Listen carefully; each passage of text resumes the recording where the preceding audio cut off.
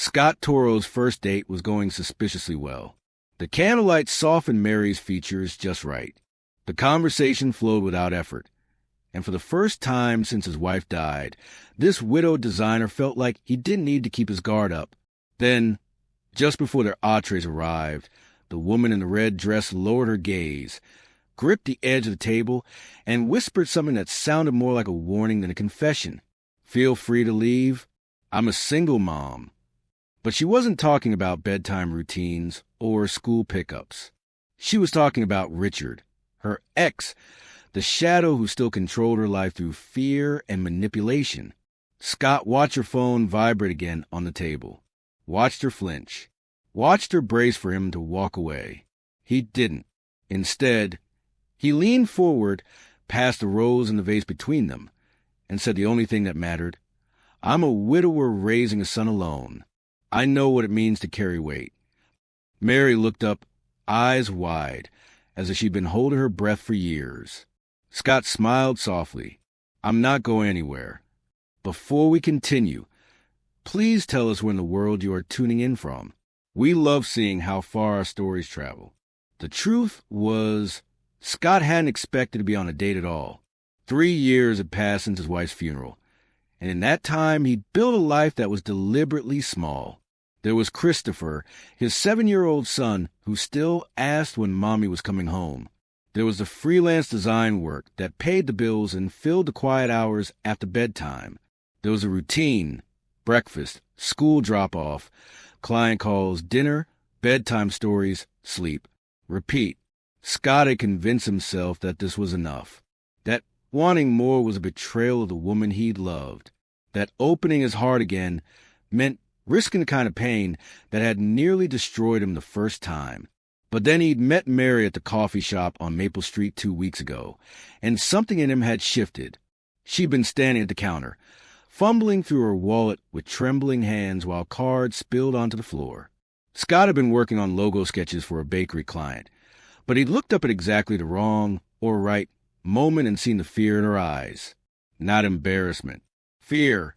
He'd paid for her coffee without thinking. She'd thanked him with a voice that sounded like it hadn't been used for kindness in a long time.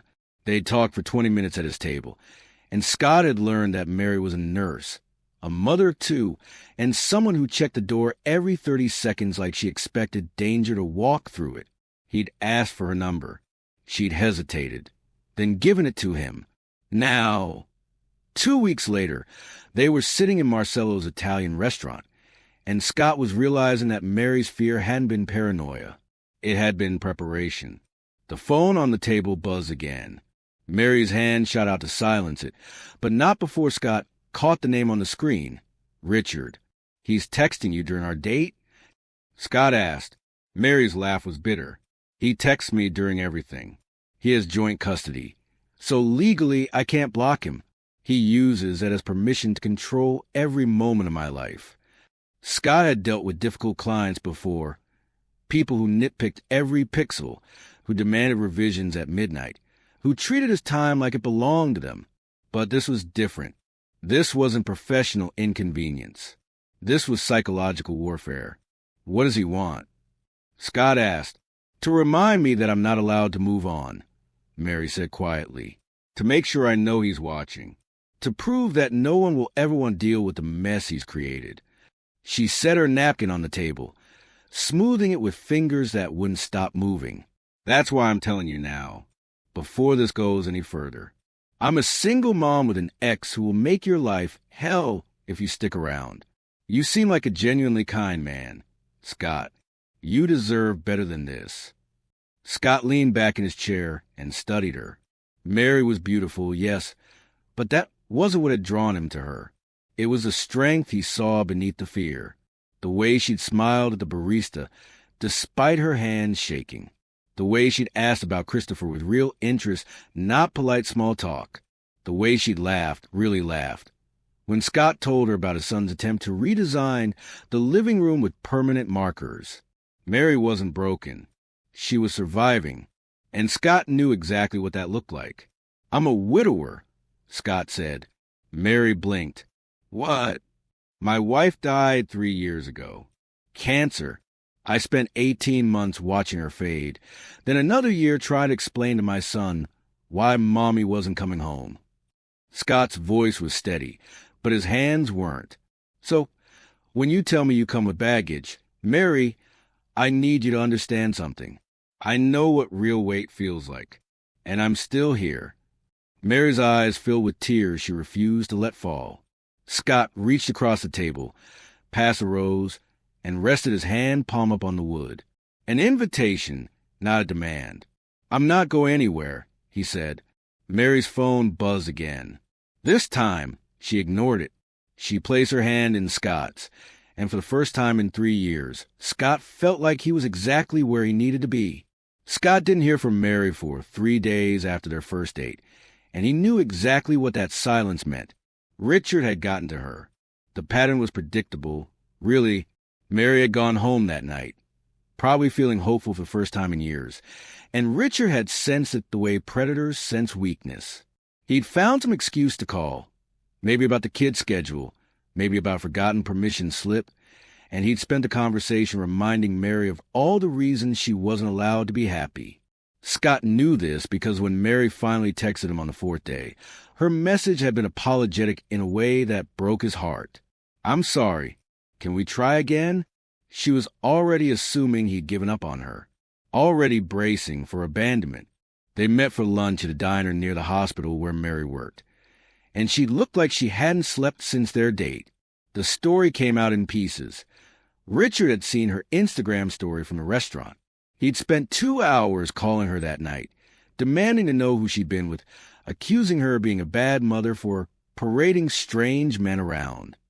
Never mind that the children had been with Richard that night. Never mind that Mary was entitled to have a life. Richard didn't deal in logic. He dealt in control. Mary had tried to warn Scott off again, telling him about the last man she'd dated, a doctor from the hospital who'd taken her for coffee twice before Richard had filed a custody complaint and dragged her through 6 months of legal hell, $5,000 in attorney fees, supervised visitation with her own children, all because she dared to have coffee with someone. The complaint had been thrown out eventually, but the damage was done. The doctor had disappeared. Mary had learned her lesson. Dating wasn't worth the cost. Scott had listened to all of this and made a decision. He wasn't going anywhere. The truth was, Scott understood Richard better than Mary realized. He'd dealt with bullies before, the kind who were behind professionalism and legal language, who used systems and rules as weapons. Richard was just another version of that. A man who'd realized he couldn't keep Mary through love, so he'd keep her through fear. The strategy was simple. Make the cost of leaving higher than the cost of staying. Make every new relationship a battlefield. Make Mary so exhausted that being alone seemed easier than fighting. But Richard hadn't counted on Scott being someone who'd already lost everything. You couldn't threaten a man who'd watched his wife die. You couldn't intimidate someone who'd spent 18 months in hospital rooms and funeral homes. Richard's worst-case scenarios were just Tuesday for Scott. So Scott had started showing up. Not dramatically, not possessively, but consistently. He'd picked up Mary's kids from school when Richard forgot his custody day and left them waiting on the curb for 40 minutes. He brought dinner to Mary's house after her double shifts. He designed a birthday invitation for her daughter without being asked, just because he'd overheard Mary stressing about party planning during one of their phone calls. He'd introduced Christopher to Mary's children at the park 2 weeks after that first date, and he'd watched carefully to see how they'd interact. Christopher had been sweet with 6-year-old Emma, pushing her on the swings and sharing his snacks. 9-year-old Jacob had been more cautious, watching Scott with awareness of a child who'd learned that men in his mother's life eventually disappeared. Scott had understood that look. He'd given Jacob space and time. And by the end of the afternoon, the boy had been showing Scott his Pokemon cards and asking questions about design work. Mary had cried watching them. Happy tears, she'd insisted. But Scott knew they were more complicated than that. They were relief tears. Permission tears. The tears of a woman who'd forgotten what normal looked like. And then Richard had called. He'd seen photos somehow, maybe from Emma's tablet, Maybe from a neighbor, maybe from some social media post Mary had forgotten to make private. It didn't matter. What mattered was that Richard knew. And Richard was coming to the park to pick up his children, even though it wasn't his custody day. Mary had begged Scott to leave before Richard arrived. She'd been terrified of what Richard might do, what accusations he might make, what new legal nightmare he might create. But Scott had stayed. He'd sent the kids to play by the swings out of earshot, and he'd stood beside Mary when Richard's Mercedes pulled into the parking lot. Richard had been exactly what Scott expected. Tall, fit, well-dressed, with the kind of smile that probably charmed judges and mediators. The kind of man who knew how to perform concern while delivering threats.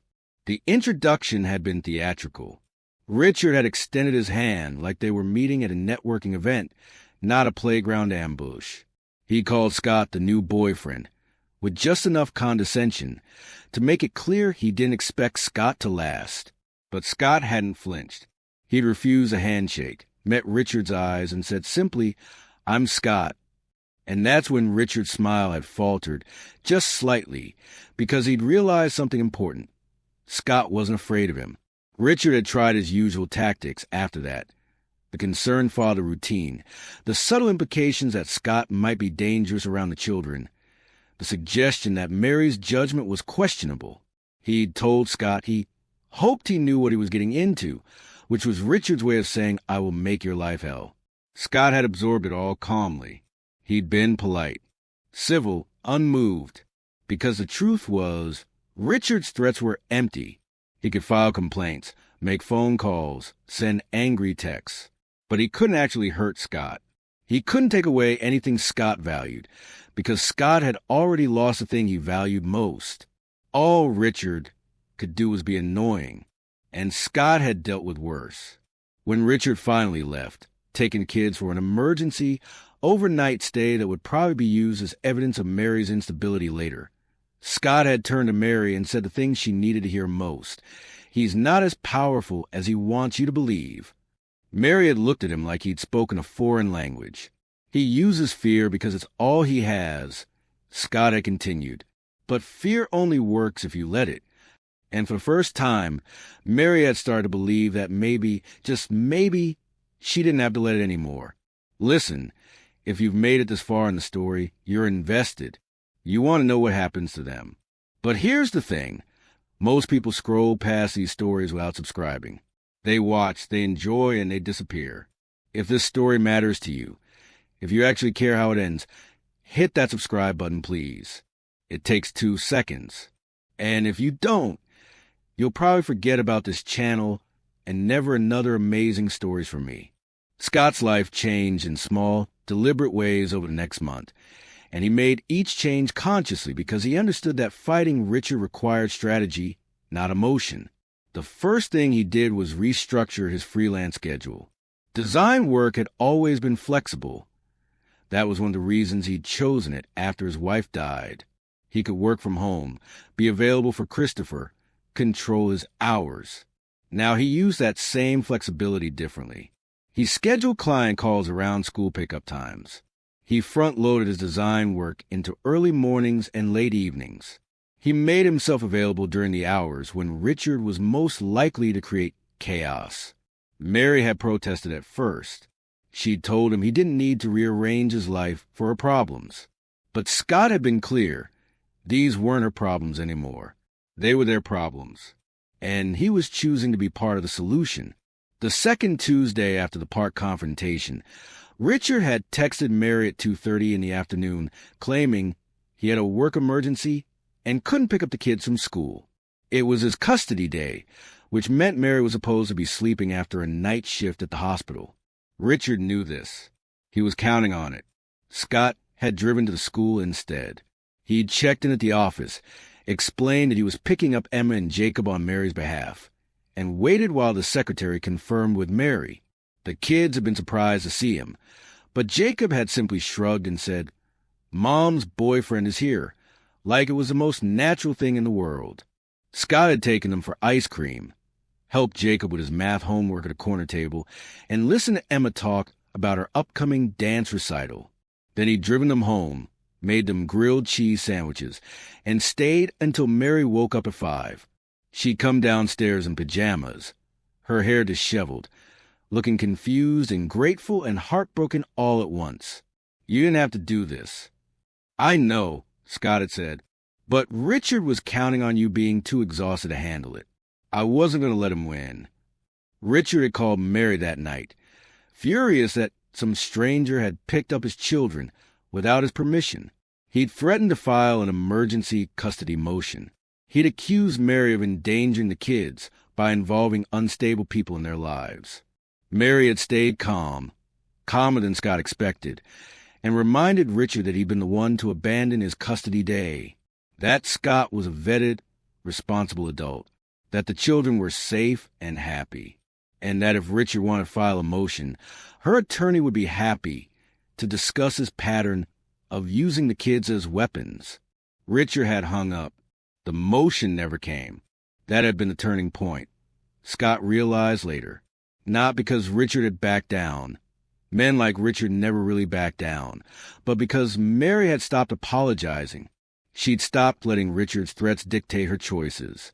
The routine they built after that was deliberate and consistent.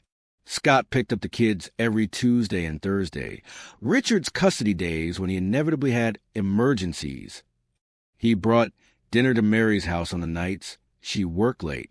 He invited Jacob and Emma to his place on weekends so they could play with Christopher, and he started teaching all 3 kids basic design skills on his tablet, turning their drawings into digital art they could be proud of.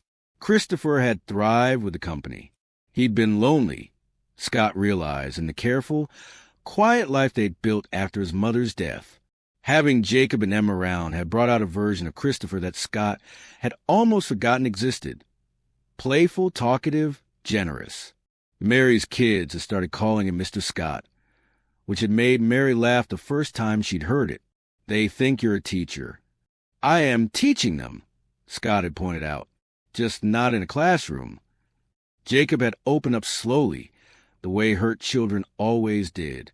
He'd started asking Scott questions about his work, about Christopher's mom, about why Scott wasn't afraid of his dad. Scott had answered honestly, without sugarcoating. He'd told Jacob that his mother had died, and that it had been the hardest thing he'd ever experienced, but that it had also taught him what really mattered. He'd told Jacob that fear was normal, but that courage wasn't the absence of fear.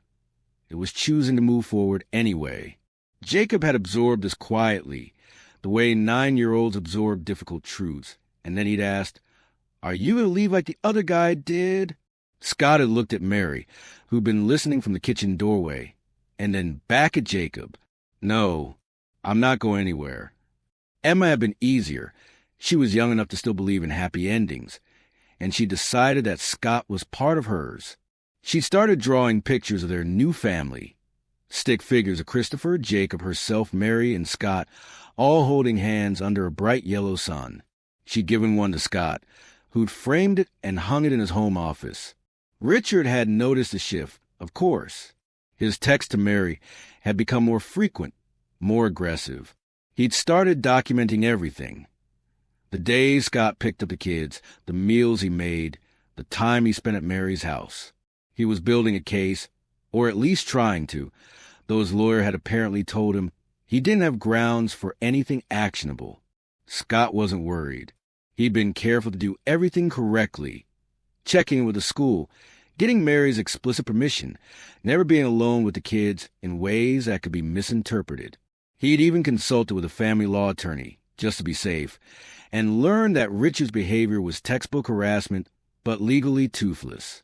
What Richard didn't understand, what he would never understand, was that Scott wasn't playing the same game. Richard thought this was about winning, about control, about proving he was still important in Mary's life. But Scott wasn't trying to win. He was just trying to build something stable, something real, something that Richard couldn't tear down with phone calls and threats. And slowly, carefully, against all odds, it was working. Mary had stopped flinching when her phone buzzed. The kids had stopped checking the door every time a car drove by. Christopher had stopped asking if they were going to be okay.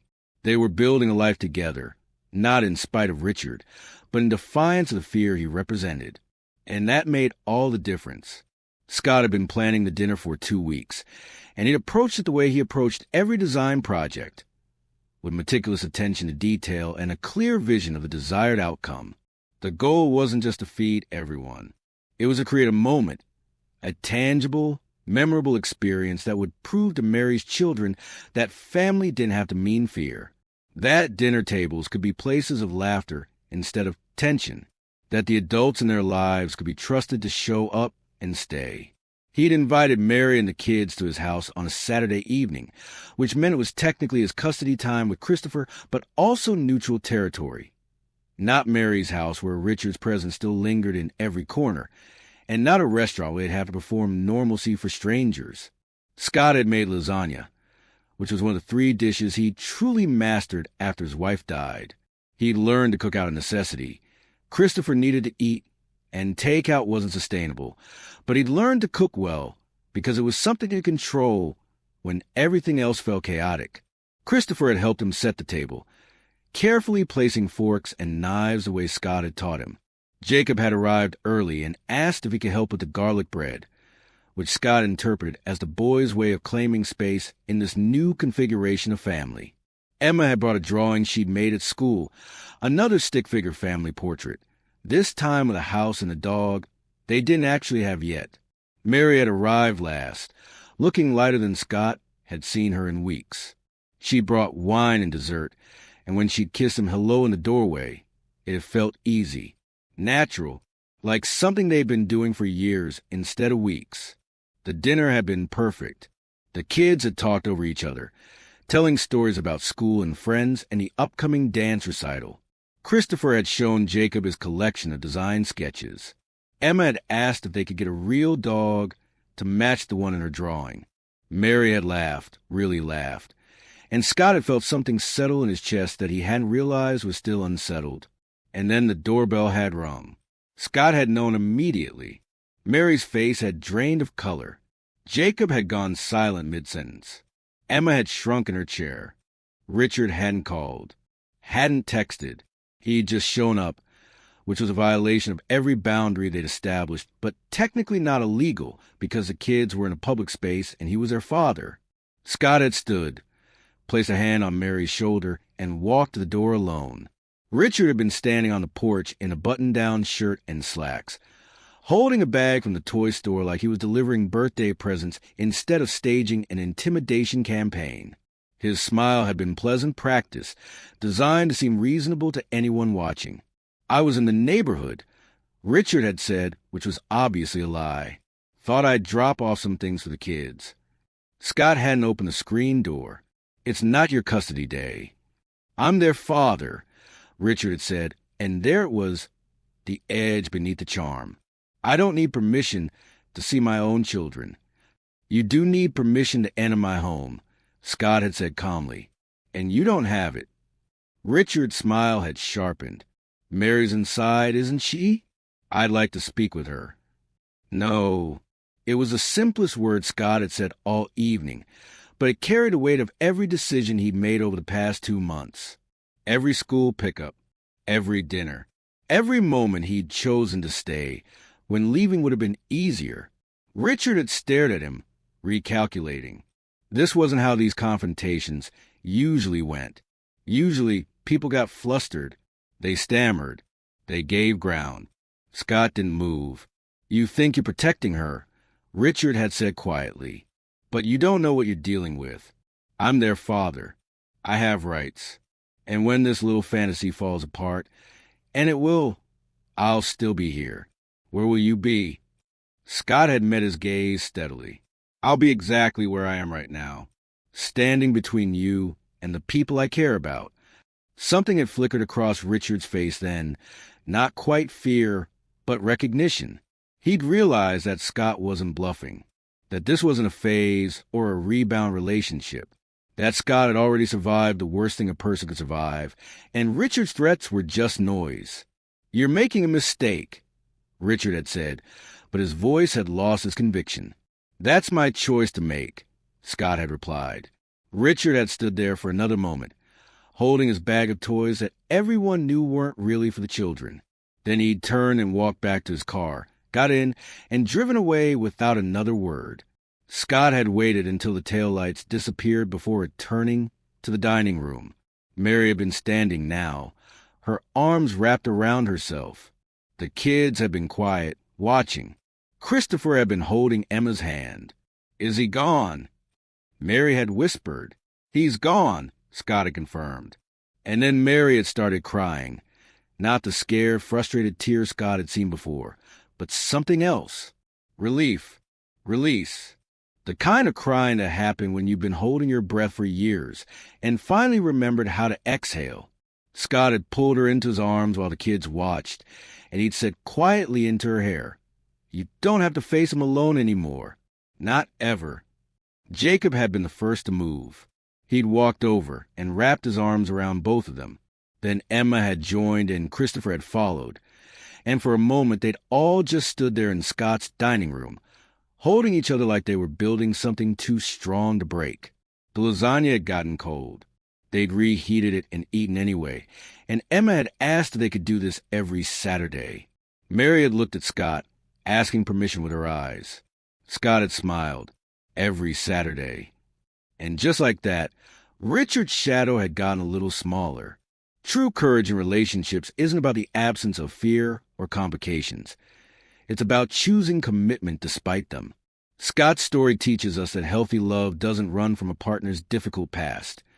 Instead, it creates stability through consistent presence, clear boundaries, and the willingness to stand firm against those who weaponize fear.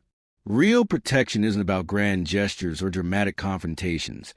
It's found in the quiet, repeated choice to show up at school pickups, during emergencies, and especially in moments when walking away would be easier.